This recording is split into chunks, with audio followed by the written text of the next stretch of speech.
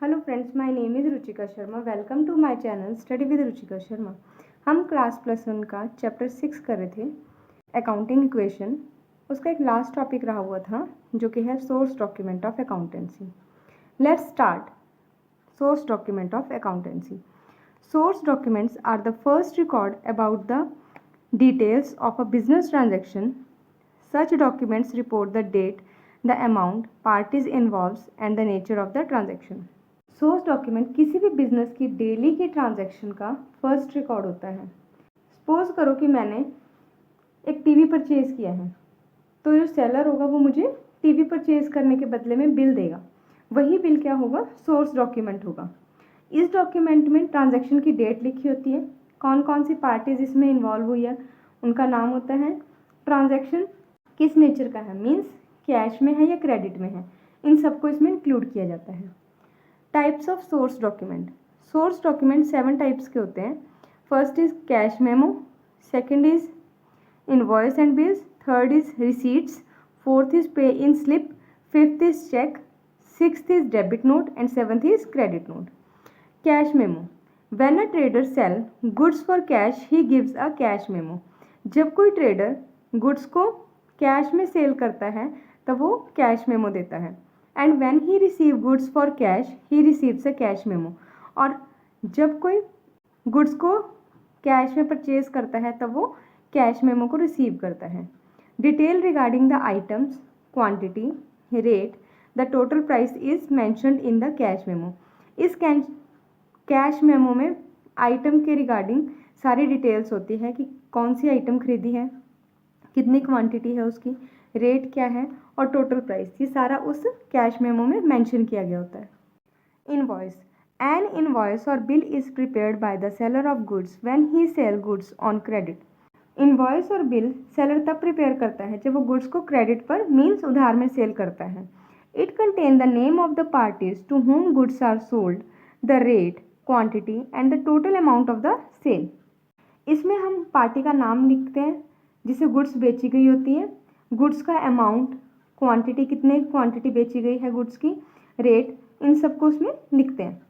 The original copy of sales invoice is send to the purchaser and its duplicate copy is kept for making record in our books of accounts. We make an invoice on credit sale but receives a bill on credit purchase.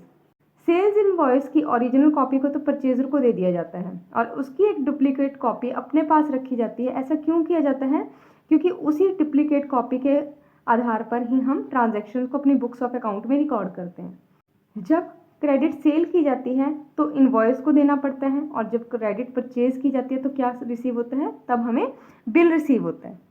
Next is receipt. When a trader receive cash from a customer he issues a receipt containing the date, amount and the rate and the name of the customer.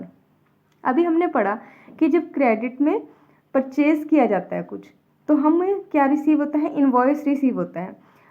लेकिन हम अगर उसकी payment कर देते हैं trader को, कुछ time के बाद हम उसकी पेमेंट करेंगे, तब ट्रेडर हमें क्या देगा? एक रिसीट देगा जिसमें कि डेट लिखी होती है कि कितनी डेट को उसने ये मनी वापस कर दी है, अमाउंट लिखा होता है और कस्टमर का नाम भी लिखा होता है.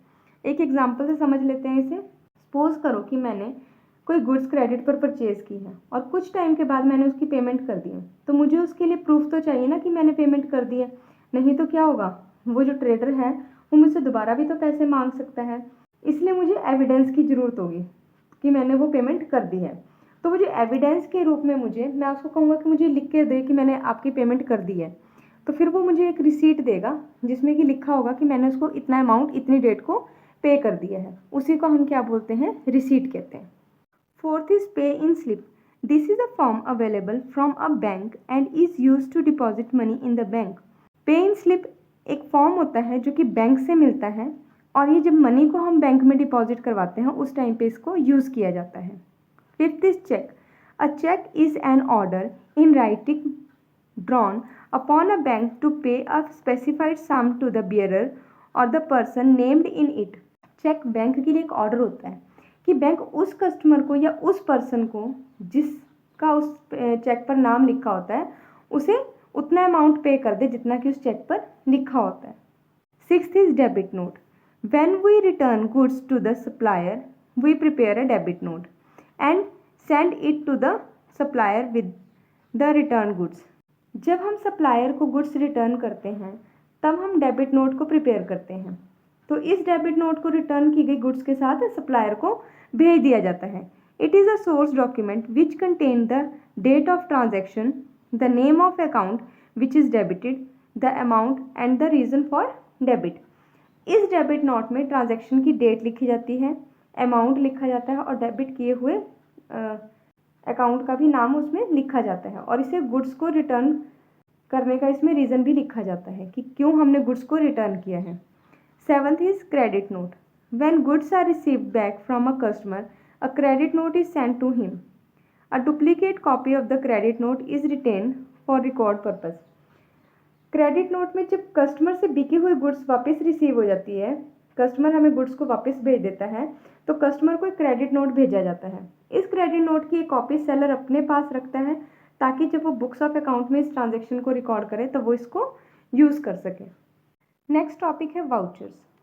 Vouchers are those document on the basis of which accounting is done in the books first and kept in the books of account.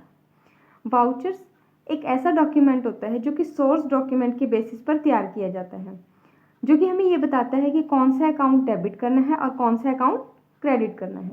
ठीक है। Types of voucher. वाउचर कितने टाइप के होते हैं? वाउचर मेनली 2 टाइप्स के होते हैं। एक होता है cash voucher, second is non cash voucher. और नॉन कैश वाउचर्स को हम ट्रांसफ़र वाउचर भी कहते हैं।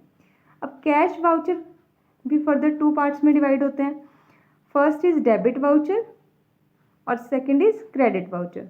डेबिट वाउचर कैश पेमेंट के लिए होते हैं और क्रेडिट वाउचर कैश रिसीट्स के लिए होते हैं। Cash vouchers are prepared for cash transaction, that is cash receipts and cash payment. Cash voucher तब बनाया जाता है जब ट्रांजैक्शन कैश में होती है, चाहे वो कैश रिसीव हो रहा है चाहे कैश में हम पेमेंट कर रहे हैं। Debit voucher, these are prepared for transaction involving cash payment such as, जब हम कैश पेमेंट करेंगे तब हम डेबिट वाउचर को बनाएंगे, जैसे for cash payment of expenses, salaries, rent etcetera. अगर हम एक्सपेंसेस को पे करेंगे तो मतलब जैसे सैलरी पे करी है या रेंट पे कर रहे हैं तो कैश क्या होगा, हमारे पास से चला जाएगा, तब हम डेबिट वाउचर बनाएंगे। For cash purchase of goods and fixed asset, fixed asset को या फिर गुड्स को हम कैश में परचेज कर रहे हैं तब भी हम डेबिट वाउचर को बनाएंगे। For cash payment to creditor, creditor को कैश पेमेंट करी है या फिर हम बैंक में कैश को डिपॉजिट करवा रहे हैं, तो इन सभी कंडीशंस में हमारे पास से कैश क्या हो रहा है, जा रहा है। तो जब हमारे पास से कैश की हम पेमेंट करेंगे तब हमें डेबिट वाउचर बनाना पड़ेगा। और क्रेडिट वाउचर कब बनाया जाता है? These are prepared for transaction involving cash receipts such as, जब हमें कैश रिसीव होगा तब हम क्रेडिट वाउचर बनाते हैं।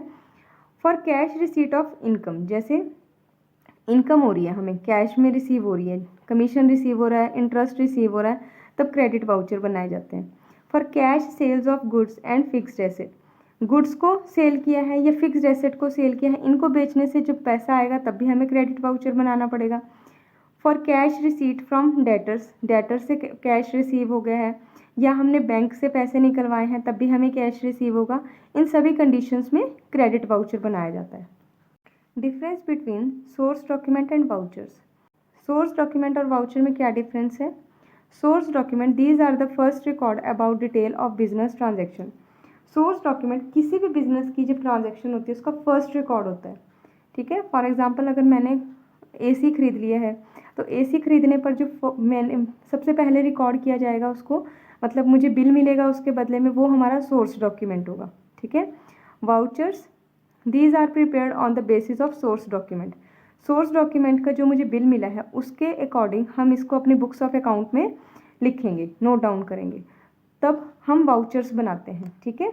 वाउचर्स में क्या होगा कि इसमें डेबिट और क्रेडिट किया जाता है कि कौन सा अकाउंट डेबिट करना है और कौन सा अकाउंट क्रेडिट करना है। Next is it contain full details of a transaction. इसमें ट्रांजैक्शन की फुल डिटेल होगी कि क्या चीज़ खरीदी है, कौन सी आइटम को परचेज़ किया है, कितनी क्वांटिटी में परचेज़ किया है, नेम ऑफ कस्टमर, मतलब इस तरह से उसकी पूरी की पूरी डिटेल सोर्स डॉक्यूमेंट में होती है।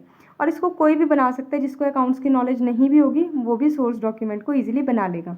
और voucher, it put emphasize on which account is to be debited and which account is to be credited. Voucher में इस बात पर जोर दिया जाता है कि कौन सा अकाउंट डेबिट करना है और कौन सा अकाउंट क्रेडिट करना है। तो इसको बनाने के लिए अकाउंट्स की नॉलेज होना बहुत ज़रूरी होता है। Third is it is the evidence of the transaction. Source document किसी भी ट्रांजैक्शन का एविडेंस होता है कि एक्चुअल में वो ट्रांजैक्शन हुई है या नहीं हुई है। कि अगर मैंने कोई चीज़ खरीदी है तो उसका अगर मेरे पास बिल होगा, इट मीन्स मैंने उसको खरीदा है, तभी उसका मेरे पास बिल होगा। तो वो एक एविडेंस का काम भी करता है। Voucher, it is a document of correct recording of the transaction. ये एक ऐसा डॉक्यूमेंट होता है कि जो भी ट्रांजैक्शन है उसकी करेक्ट रिकॉर्डिंग करने पर ही जोर देता है। आई होप आपको ये चैप्टर अच्छे से क्लियर हो गया होगा। अगर आपको ये समझ आया है और आपको मेरी वीडियो अच्छी लगी है तो प्लीज़ इसे लाइक कीजिए, सब्सक्राइब कीजिए एंड शेयर कीजिए। Thank you.